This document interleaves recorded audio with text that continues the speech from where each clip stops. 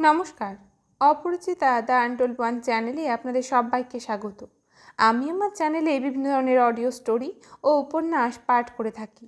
এই ধরনের কন্টেন্ট যদি আপনারা শুনতে পছন্দ করেন তাহলে আমার চ্যানেল অপরিচিতা দ্য আনটোল্ড ওয়ানকে ফলো করতে পারেন। আমাদের জীবনে এমন কিছু মানুষ আসেন যাদের সঙ্গে কাটানো মুহূর্তের ছাপ জীবনের শেষ দিন অবধি থেকে যায়।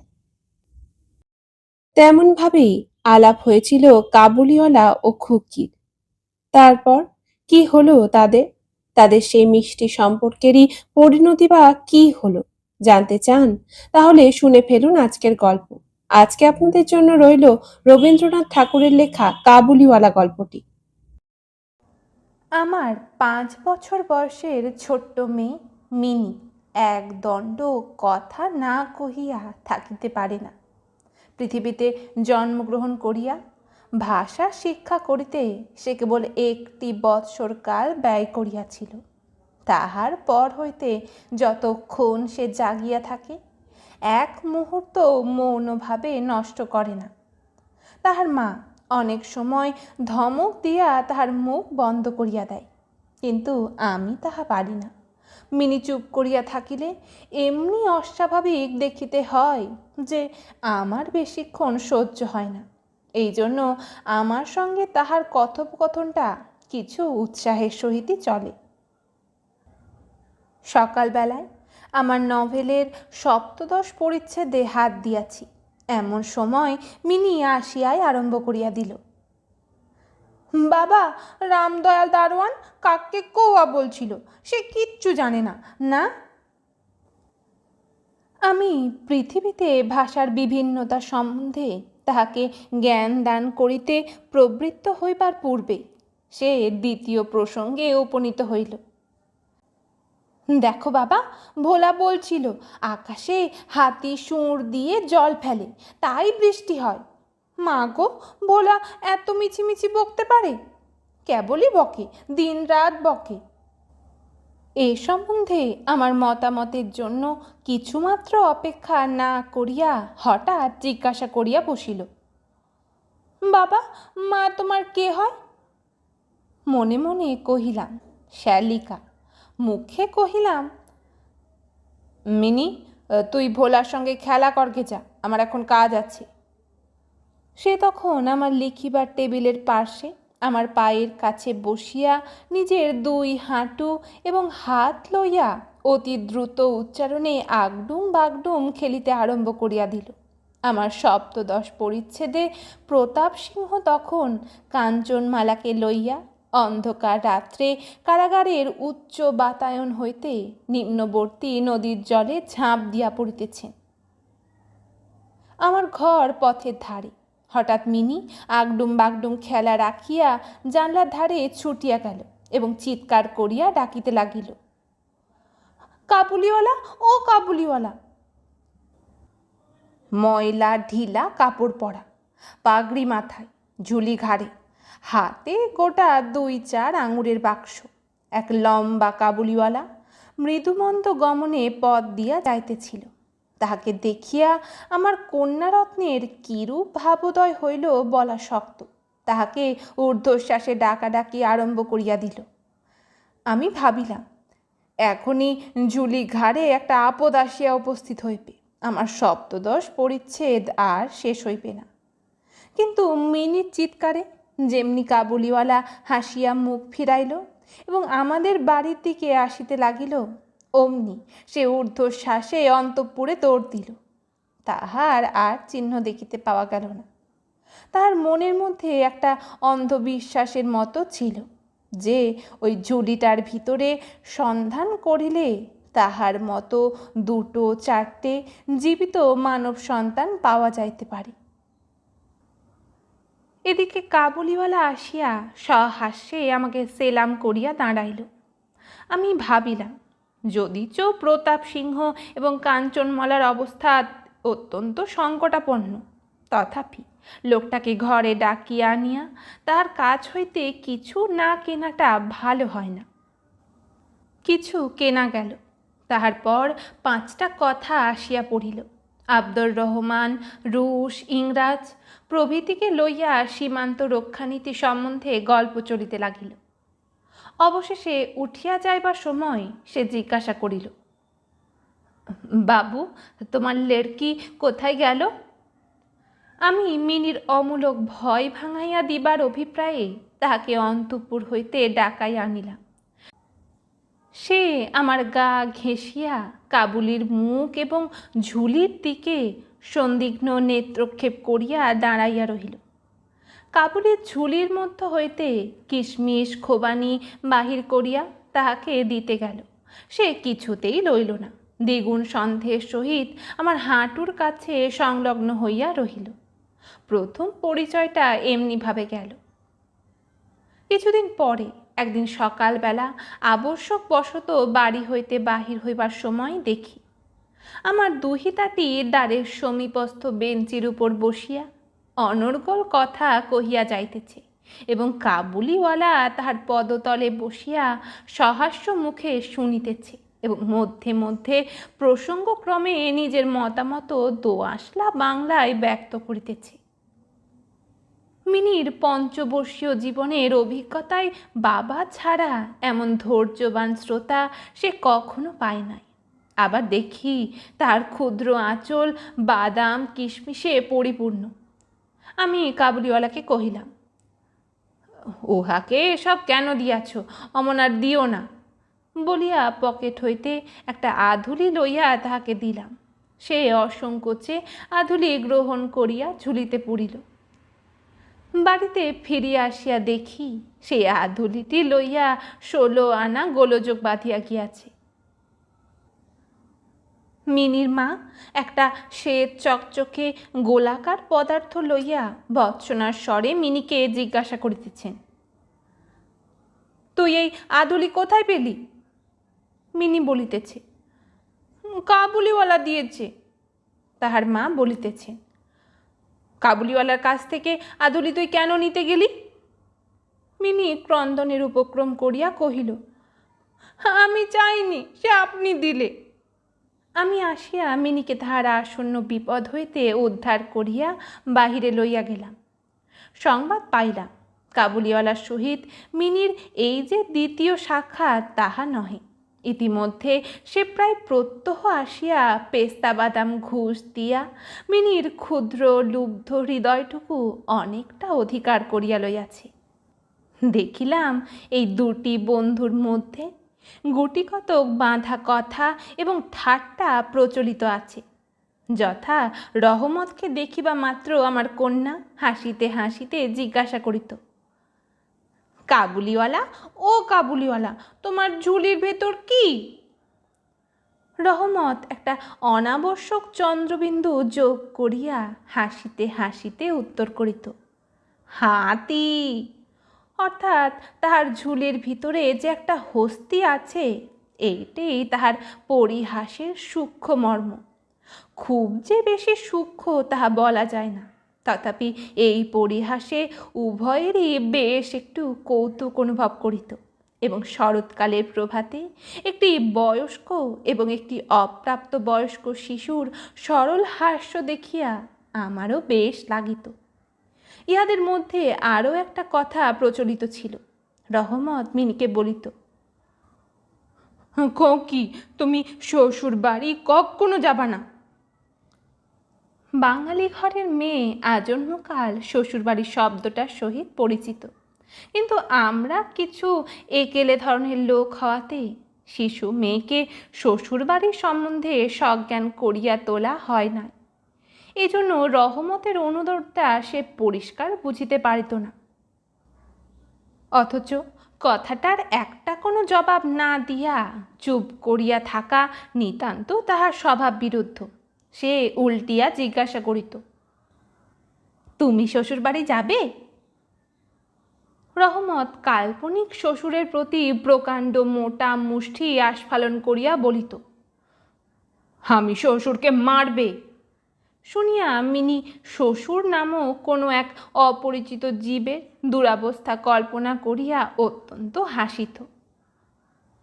এখন শুভ্র শরৎকাল, প্রাচীনকালে এই সময়ে রাজারা দিগ্বিজয়ে বাহির হইতেন। আমি কলিকাতা ছাড়িয়া কখনো কোথাও যাই নাই, কিন্তু সেজন্যই আমার মনটা পৃথিবীময় ঘুরিয়া বেড়ায়। আমি যেন আমার ঘরের কোণে চিরপ্রবাসী। বাহিরের পৃথিবীর জন্য আমার মন সর্বদা কেমন করে। একটা বিদেশের নাম শুনিলেই অমনি আমার চিত্ত ছুটিয়া যায়, তেমনি বিদেশি লোক দেখিলেই অমনি নদী পর্বত অরণ্যের মধ্যে একটা কুটিরের দৃশ্য মনে উদয় হয় এবং একটা উল্লাসপূর্ণ স্বাধীন জীবনযাত্রার কথা কল্পনায় জাগিয়া ওঠে। এদিকে আবার আমি এমনি উদ্ভিজ্জ প্রজাতি যে আমার কোনটুকু ছাড়িয়া একবার বাহির হইতে গেলে মাথায় বজ্রাঘাত হয়। এই জন্য সকালবেলায় আমার ছোট ঘরে টেবিলের সামনে বসিয়া এই কাবুলির সঙ্গে গল্প করিয়া আমার অনেকটা ভ্রমণের কাজ হইত। দুই ধারে বন্ধুর দুর্গম দগ্ধ রক্তবর্ণ উচ্চ গিরিশ্রেণী, মধ্যে সংকীর্ণ মরুপথ, বোঝাই করা উষ্ট্রের শ্রেণী চলিয়াছে। পাগড়ি পরা বণিক ও পথিকেরা কেহ বা উটের পরে, কেহ বা পদব্রজে, কাহারো বা হাতে বর্ষা, কাহারো হাতে সেকেলে চকমকি ঠোকা বন্ধু। কাবুলি মেঘমন্দ্র স্বরে ভাঙা বাংলায় স্বদেশের গল্প করিত, আর এই ছবি আমার চোখের সম্মুখ দিয়া চলিয়া যাইত। মিনির মা অত্যন্ত শঙ্কিত স্বভাবের লোক। রাস্তায় একটা শব্দ শুনিলে তার মনে হয় পৃথিবীর সমস্ত মাতাল আমাদের বাড়িটাকে বিশেষ লক্ষ্য করিয়া ছুটিয়া আসিতেছে।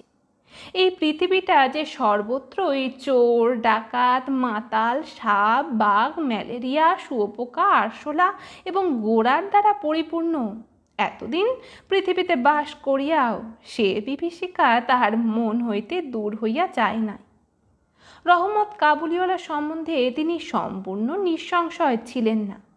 তাহার প্রতি বিশেষ দৃষ্টি রাখিবার জন্য তিনি আমাকে বারবার অনুরোধ করিয়াছিলেন। আমি তাহার সন্দেহ হাসিয়া উড়িয়াইয়া দিবার চেষ্টা করিলে তিনি পর্যায়ক্রমে আমাকে গুটিকত প্রশ্ন করিলেন। কখনো কি কারো ছেলে চুরি যায় না? কাবুল দেশে কি দাস ব্যবসা প্রচলিত নাই? একজন প্রকাণ্ড কাবুলির পক্ষে একটা ছোট ছেলে চুরি করিয়া লইয়া যাওয়া কি একেবারেই অসম্ভব? আমাকে মানিতে হইল ব্যাপারটা যে অসম্ভব তাহা নহে, কিন্তু অবিশ্বাস্য। বিশ্বাস করিবার শক্তি সকলের সমান নহে। এজন্য আমার স্ত্রীর মনে ভয় রহিয়া গেল, কিন্তু তাই বলিয়া বিনা দোষে রহমতকে আমাদের বাড়িতে আসিতে নিষেধ করিতে পারিলাম না। প্রতি বছর মাঘ মাসের মাঝামাঝি রহমত দেশে চলিয়া যায়। এই সময়টা সমস্ত পাওনার টাকা আদায় করিবার জন্য সে বড় ব্যস্ত থাকে। বাড়ি বাড়ি ফিরিতে হয়, কিন্তু তবু একবার মিনিকে দর্শন দিয়া যায়। দেখিলে বাস্তবিক মনে হয় উভয়ের মধ্যে যেন একটা ষড়যন্ত্র চলিতেছে। সকালে যেদিন আসিতে পারে না, সেদিন দেখি সন্ধ্যার সময় আসিয়াছে। অন্ধকারে ঘরের কোণে সেই ঢিলে ঢালা জামা পায়জামা পরা সেই ঝোলা ঝুলিওয়ালা লম্বা লোকটাকে দেখিলে বাস্তবিক হঠাৎ মনের ভিতরে একটা আশঙ্কা উপস্থিত হয়। কিন্তু যখন দেখি মিনি কাবুলিওয়ালা ও কাবুলিওয়ালা করিয়া হাসিতে হাসিতে ছুটিয়া আসে এবং সেই দুই অসমবয়সী বন্ধুর মধ্যে পুরাতন সরল পরিহাস চলিতে থাকে, তখন সমস্ত হৃদয় প্রসন্ন হইয়া ওঠে। একদিন সকালে আমার ছোট ঘরে বসিয়া প্রুফশিট সংশোধন করিতেছি। বিদায় লইবার পূর্বে আজ 2-3 দিন হইতে শীতটা খুব কনকনে হইয়া উঠিয়াছে। চারিদিকে একেবারে হিহিকার পড়িয়া গেছে। জানলা ভেদ করিয়া সকালের রৌদ্রটি টেবিলের নিচে আমার পায়ের উপর আসিয়া পড়িয়াছে।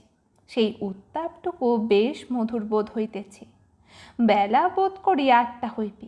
মাথায় গলাবন্ধ জড়ানো উষাচরগণ প্রাতভ্রমণ সমাধা করিয়া প্রায় সকলে ঘরে ফিরিয়া আসিয়াছে। এমন সময় রাস্তায় ভারী একটা গোল শোনা গেল। চাহিয়া দেখি আমাদের রহমতকে 2 পাহারাওয়ালা বাঁধিয়া লইয়া আসিতেছে। তাহার পশ্চাতে কৌতূহলী ছেলের দল চলিয়াছে। রহমতের গাত্র বস্তে রক্তচিহ্ন এবং একজন পাহারাওয়ালার হাতে রক্তাক্ত ছোড়া। আমি দ্বারের বাহিরে গিয়া পাহারাওয়ালাকে দাঁড় করাইলাম। জিজ্ঞাসা করিলাম, ব্যাপারটা কি? কিয়দংশ তাহার কাছে, কিয়দংশ রহমতের কাছে শুনিয়া জানিলাম যে আমাদের প্রতিবেশী একজন লোক রামপুরি চাদরের জন্য রহমতের কাছে কিঞ্চিৎ ধারিত। মিথ্যাপূর্বক সেই দেনা সে অস্বীকার করে এবং তাহাই লইয়া বচসা করিতে করিতে রহমত তাকে এক ছুরি বসাইয়া দিয়াছে। রহমত সেই মিথ্যাবাদীর উদ্দেশ্যে নানারূপ অশ্রাব্য গালি দিতেছে। এমন সময় কাবুলিওয়ালা, ও কাবুলিওয়ালা করিয়া ডাকিতে ডাকিতে মিনি ঘর হইতে বাহির হইয়া আসিল। রহমতের মুখ মুহূর্তের মধ্যে কৌতুক হাস্যে প্রফুল্ল হইয়া উঠিল। তাহার স্কন্ধে আজ ঝুলি ছিল না, সুতরাং ঝুলির সম্বন্ধে তাহাদের অভ্যস্ত আলোচনা হইতে পারিল না। মিনি একেবারেই তাহাকে জিজ্ঞাসা করিল, তুমি শ্বশুর বাড়ি যাবে? রহমত হাসিয়া কহিল, সেখানেই যাচ্ছে। দেখিল উত্তরটা মিনির হাস্যজনক হইল না। তখন হাত দেখাইয়া বলিল, শ্বশুরাকে মারিতাম, কিন্তু কি করিব, হাত বাঁধা। সাংঘাতিক আঘাত করার অপরাধে কয়েক বৎসর রহমতের কারাদণ্ড হইল। তাহার কথা এক প্রকার ভুলিয়া গেলাম। আমরা যখন ঘরে বসিয়া চিরাভ্যস্ত মতো নিত্য কাজের মধ্যে দিনের পর দিন কাটাইতাম, তখন একজন স্বাধীন পর্বতচারী পুরুষ কারা প্রাচীরের মধ্যে যে কেমন করিয়া বর্ষযাপন করিতেছে তাহা আমাদের মনেও উদয় হইত না। আর চঞ্চল হৃদয়া মিনির আচরণ যে অত্যন্ত লজ্জাজনক তাহা তাহার বাপকেও স্বীকার করিতে হয়। সে স্বচ্ছন্দে তাহার পুরাতন বন্ধুকে বিস্তৃত হইয়া প্রথমে নবী সহিসের সহিত সখ্যতা স্থাপন করিল। পরে ক্রমে যত তাহার বয়স বাড়িয়া উঠিতে লাগিল, ততই সখার পরিবর্তে একটি একটি করিয়া সখী জুটিতে লাগিল। এমনকি এখন তাহার বাবার লিখিবার ঘরেও তাহাকে আর দেখিতে পাওয়া যায় না। আমি তো তাহার সহিত এক প্রকার আড়ি করিয়াছি। কত বৎসর কাটিয়া গেল, আর একটি শরৎকাল আসিয়াছে। আমার মিনির বিবাহের সম্বন্ধ স্থির হইয়াছে। পূজার ছুটির মধ্যে তাহার বিবাহ হইবে। কৈলাসবাসিনীর সঙ্গে সঙ্গে আমার ঘরের আনন্দময়ী পিতৃভবন অন্ধকার করিয়া পতিগৃহে যাত্রা করিবে। প্রভাতটি অতি সুন্দর হইয়া উদয় হইয়াছে। বর্ষার পরে এই শরতে নূতন ধৌত রৌদ্র যেন সোহাগায় গলানো নির্মল সোনার মতো রং ধরিয়াছে। এমনকি কলিকাতার গলির ভিতরকার ইষ্টক জর্জর অপরিচ্ছন্ন ঘেঁষাঘেঁষি বাড়িগুলির উপরেও এই রৌদ্রের আভা একটি অপরূপ লাবণ্য বিস্তার করিয়াছে। আমার ঘরে আজ রাত্রি শেষ হইতে না হইতেই সানাই বাজিতেছে।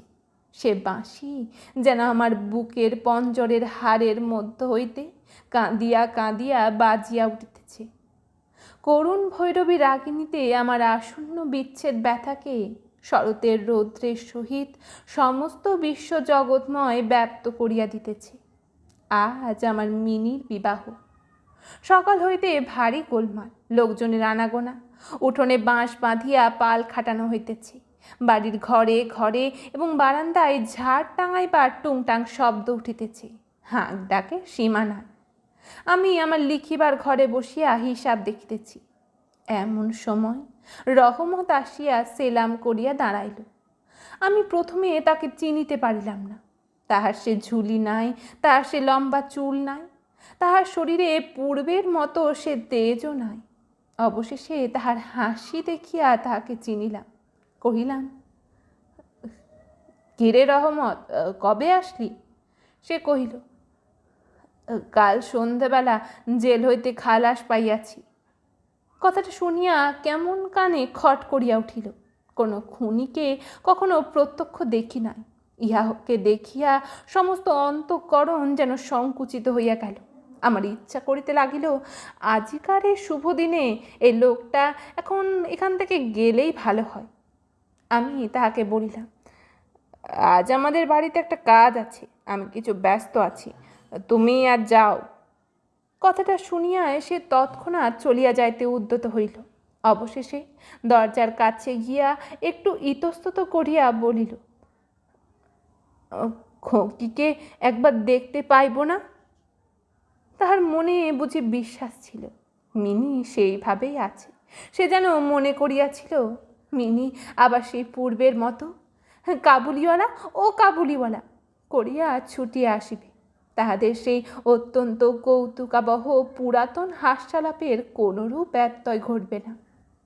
এমনকি পূর্ব বন্ধুত্ব স্মরণ করিয়া সে এক বাক্স আঙুর এবং কাগজের মোড়কে কিঞ্চিত কিশমিশ বাদাম বোধ করি কোনো স্বদেশীয় বন্ধুর নিকট হইতে চাহিয়া চিন্তিয়া সংগ্রহ করিয়া আনিয়াছিল। তাহার সে নিজের ঝুলিটি আর ছিল না।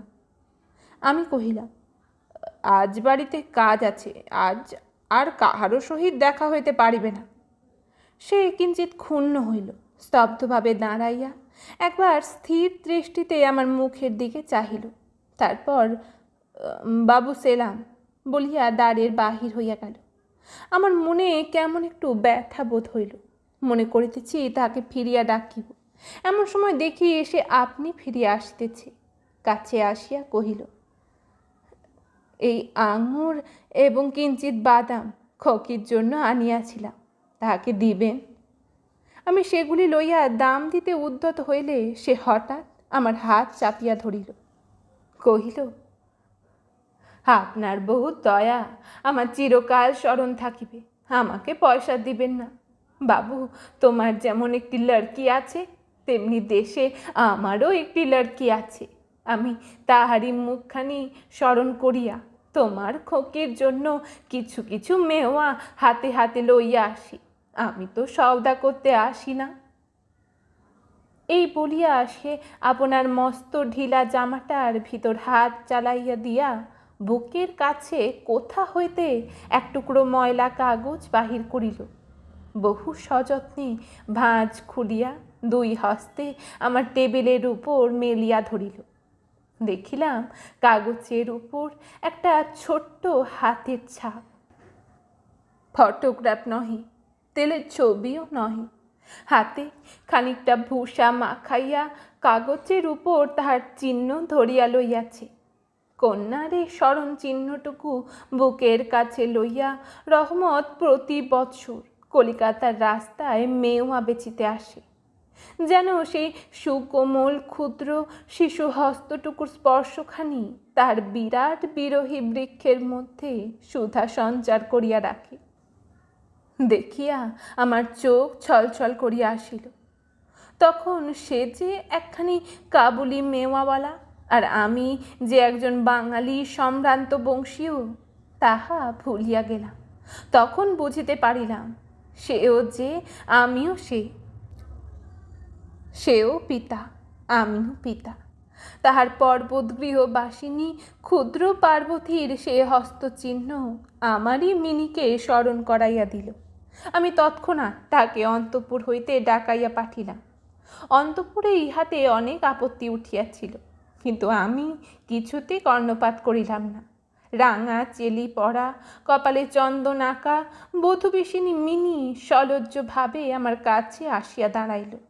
তাকে দেখিয়া কাবুলিওয়ালা প্রথমটা থতমত খাইয়া গেল। তাহাদের পুরাতন আলাপ জমাইতে পারিল না। অবশেষে হাসিয়া কহিল, খোকি, তুমি শ্বশুর বাড়ি যাবিস? মিনি এখন শ্বশুর বাড়ির অর্থ বুঝে। এখন আর সে পূর্বের মতো উত্তর দিতে পারিল না। রহমতের প্রশ্ন শুনিয়া লজ্জায় আরক্ত হইয়া মুখ ফিরাইয়া দাঁড়িল। কাবুলিওয়ালার সহিত মিনির যেদিন প্রথম সাক্ষাৎ হইয়াছিল, আমার সেই দিনের কথা মনে পড়িল। মনটা কেমন ব্যথিত হইয়া উঠিল। মিনি চলিয়া গেলে একটা গভীর দীর্ঘ নিঃশ্বাস ফেলিয়া রহমত মাটিতে বসিয়া পড়িল। সে হঠাৎ স্পষ্ট বুঝিতে পারিল তাহার মেয়েটিও ইতিমধ্যে এইরূপ বড় হইয়াছে।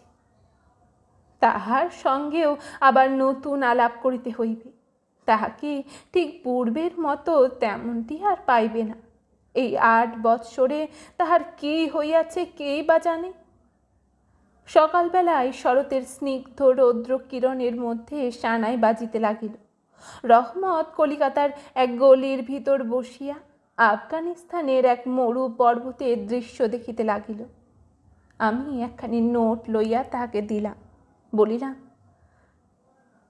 রহমত, তুমি দেশে তোমার মেয়ের কাছে ফিরিয়া যাও। তোমাদের মিলন সুখে আমার মিনির কল্যাণ হোক। এই টাকাটা দান করিয়া হিসাব হইতে উৎসব সমারোহের দুটো একটা অঙ্গ ছাটিয়া দিতে হইল। যেমন মনে করিয়াছিলাম তেমন করিয়া ইলেকট্রিক আলো জ্বালাইতে পারিলাম না। গড়ের বাদ্যও আসিল না। অন্তঃপুরের মেয়েরা অত্যন্ত অসন্তোষ প্রকাশ করিতে লাগিলেন। কিন্তু মঙ্গল আলোকে আমার শুভ উৎসব উজ্জ্বল হইয়া উঠিল। এতক্ষণ আপনারা শুনলেন রবীন্দ্রনাথ ঠাকুরের লেখা কাবুলিওয়ালা গল্পটি। এই ধরনের আরও অডিও স্টোরি শুনতে চাইলে আমার চ্যানেল অপরিচিতা দ্য আনটোল্ড ওয়ানকে ফলো করতে পারে। আজ তবে এইটুকুই থাক, কথা হবে আবার পরের কোনো গল্পে। ধন্যবাদ।